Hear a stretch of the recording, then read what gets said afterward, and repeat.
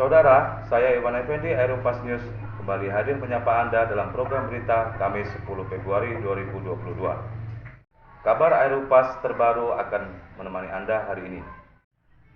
Kepala Sekolah SMA Rastamar Aeropas, Harry Anderson SPD MPD, sebagai salah satu penggagas hadirnya Universitas Terbuka di Aeropas, menyebut Universitas Terbuka sebagai universitas negeri yang dipercaya pemerintah memeratakan pendidikan bagi seluruh warga negara Indonesia dimanapun mereka berada. Dengan pertimbangan faktor geografis, demografi, dan ekonomi, kehadiran Universitas Terbuka menjadi solusi bagi yang ingin melanjutkan pendidikan ke jenjang perguruan tinggi. Inilah Aeropas News selengkapnya. Gagasan memperjuangkan universitas terbuka dapat berada di Aeropas, sebagaimana diakui oleh Harry Anderson. Lahir karena terpikir akan masa depan anak-anak di kampung halamannya.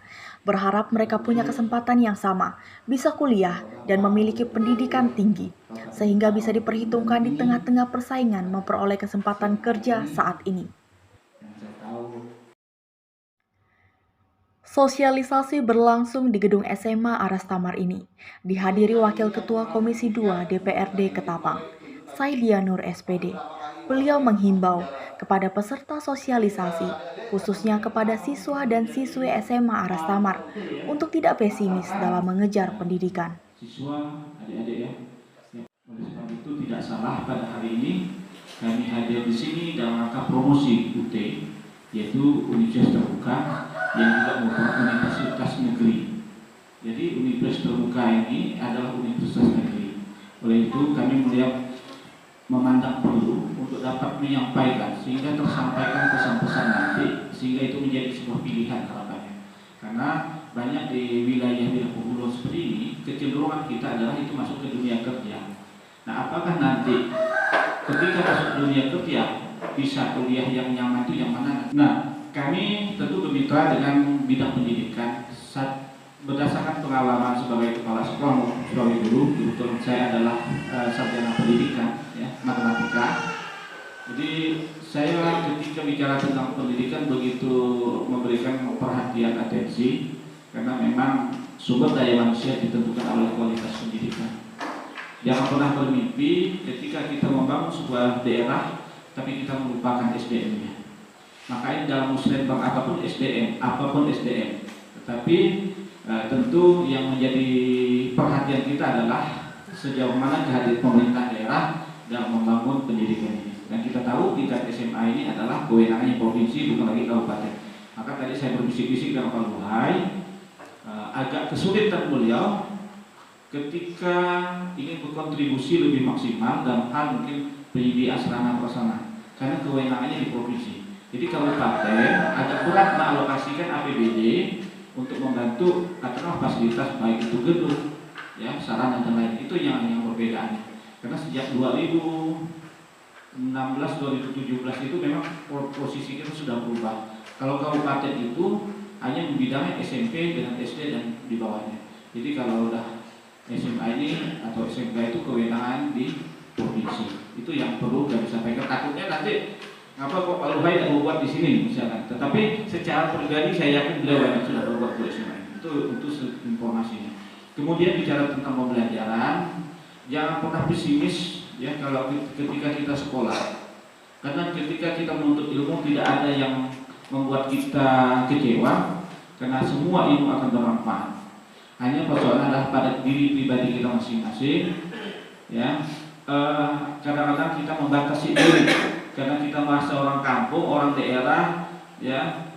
Saya tidak akan mampu bersaing. Padahal itu hanya pembatasan. Saya pikir pembatasan pemikiran sehingga membuat kita tidak bisa bersaing dengan orang lain.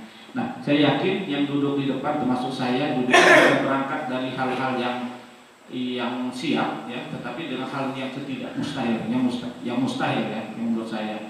Karena berangkatnya mungkin saya dulu SMP-nya SMP Riau, ya, pertama angkatan ketiga. Toh kita mampu juga masuk ke SMA 1 Ketapang, kita masuk ke Untang, toh mampu kita bersaing.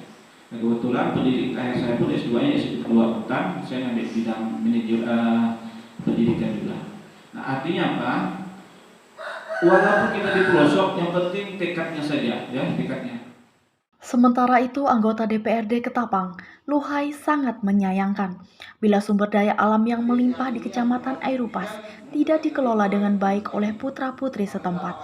Hanya karena kalah bersaing disebabkan minimnya sumber daya manusia berpendidikan dan tidak memiliki kompetensi untuk menjadi tenaga kerja yang profesional. Tambahan saya paparkan sedikit, kebetulan saya juga bersama kami satu komisi dengan Pak Saidi Nur, dan beliau adalah salah satu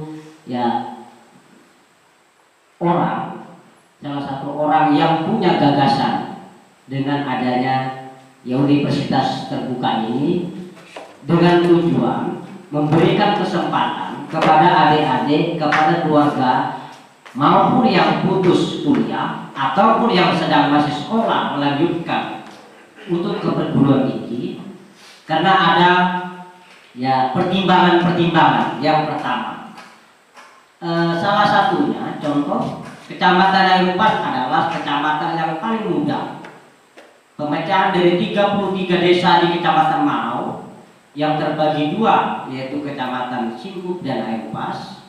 Namun kita melihat betapa pesatnya pembangunan sumber daya alam yang ada di Kecamatan Airupas, hingga kita juga akan mengorbitkan orang-orang yang sifatnya bersumber daya manusia. Tapi kita harus mampu bersaing di kemajuan zaman yang mana kala kita melihat langsung ada perkebunan, ada pertambangan, bahkan ada yang lain, tetapi kita tidak bisa direkrut untuk menjadi tenaga kerja yang profesional. Kenapa? Karena kemampuan kita tidak punya. Oleh sebab itu, saya berharap kepada keluarga besar, khususnya di Kecamatan Airupas, yang ada 9 desa kalau tidak salah ya. 9 desa apa 6 desa? 9 desa ya. 9 desa yang ada di Kecamatan Airupas ini, kita harus mengorbitkan orang-orang yang mampu berpikir untuk memberikan gagasan sehingga ilmu ini bisa terserap. Saya berharap pesan kami dari anggota DPRD Kabupaten Ketapang Komisi 2 yang bergerak di bidang pendidikan, kesehatan, kesejahteraan, perkebunan, pertambangan, ketenagakerjaan.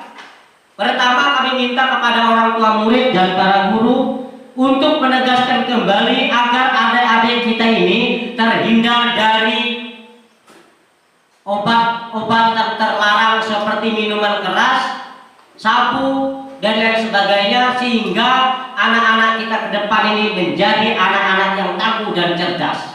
Kita sekarang masih ada waktu untuk maju, dan bapak-bapak, ada keluarga yang putus sekolah, yang tamat SMA, yang masih mau kuliah karena sudah ada datang ke kampung kita sendiri. Bahkan saya berharap akan kita berikan kesempatan Kecamatan Airupas, Marau, Singkup, Manis Mata, Jelai Hulu akan kita pusatkan kampus terbukanya di Airupas. Itu keinginan kita.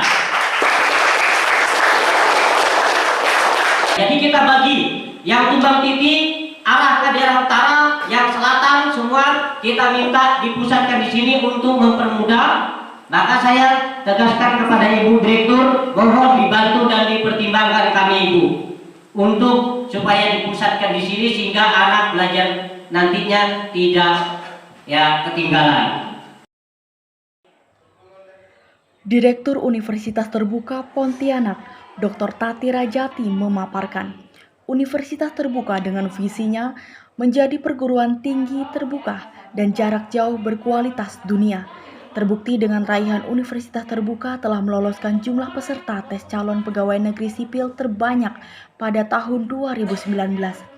Raihan ini tentunya mencerminkan kualitas kurikulum Universitas Terbuka yang semakin membaik. Lalu apakah sudah berkelompok atau persyaratan masuk pertama di sini misalnya untuk pengadaannya seperti apa? Jumlah mungkin dari jumlah jurusan yang akan diambil seperti apa? Ini mohon dijelaskan karena di situ tadi masih kurang informasinya. Oke. Dengan hal itu. Yang MPDR ya. Kalau yang MPDR itu harus berkelompok. Tapi kalau untuk yang bahasa Inggris boleh secara mandiri. Kalau untuk pendaftarannya sama di sia.ut.ac.id tadi. Mungkin nanti Ibu bisa akses di internet kalender UT ya. Nanti waktunya itu untuk yang S2 atau nanti mau tanya nanti nih ke tadi itu layanan tadi. Layanan ya. Sampai 9 Mei. Jadi untuk informasi Ibu Direktur untuk pendaftarannya.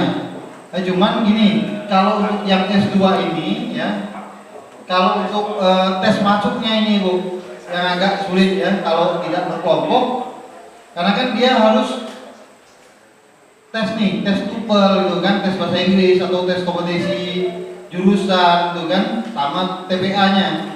Itu harus sekarang itu datang ke UT Pontianak dulu Bu, karena di sana. Kecuali nanti di sini ada 20 orang nanti mau tes sama-sama, ya kita kirim orang. Tapi pastikan internet kita lancar gitu kan. Ya, itu bisa. Tapi kalau untuk yang sendiri-sendiri datang ke Pontianak untuk tes awalnya itu tadi. Itu yang agak berat biasanya. Ya, tapi selanjutnya online tadi. Kalau untuk ujian, kalau yang pandemi ini kan online. Tapi kalau yang tidak pandemi nanti bisa kita tumpangkan ke tumpang tindih. Jadi bisa artinya. Menurut Bapak, apakah memang Aeropas ini memungkinkan akan adanya UT? Kemudian secara umum apa saja persyaratannya Pak? Ya sebenarnya bisa saja Pak ya. Sama kita memberi kesempatan sama seperti yang lain ya. Untuk membuat Pokjar itu bisa gitu kan. Tapi ada persyaratannya. Minimal kan kemarin itu kita 150 mahasiswa minimal untuk membuat Pokjar ya.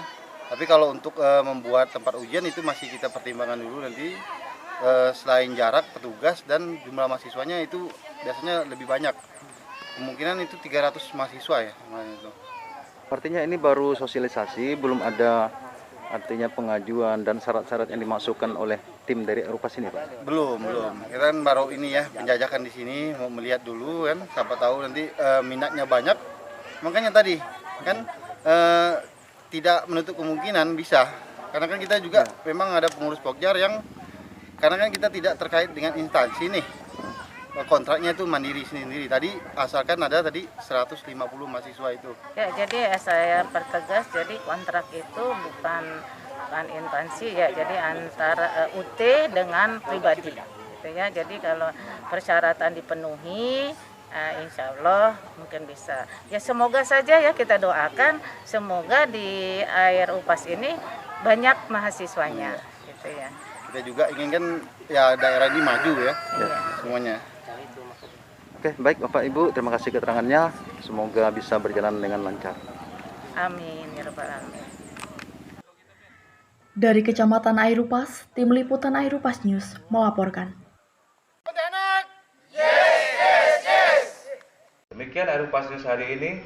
Saya Iwan Effendi beserta kerabat kerja yang bertugas pamit undur diri. Terima kasih telah setia bersama kami dan sampai jumpa.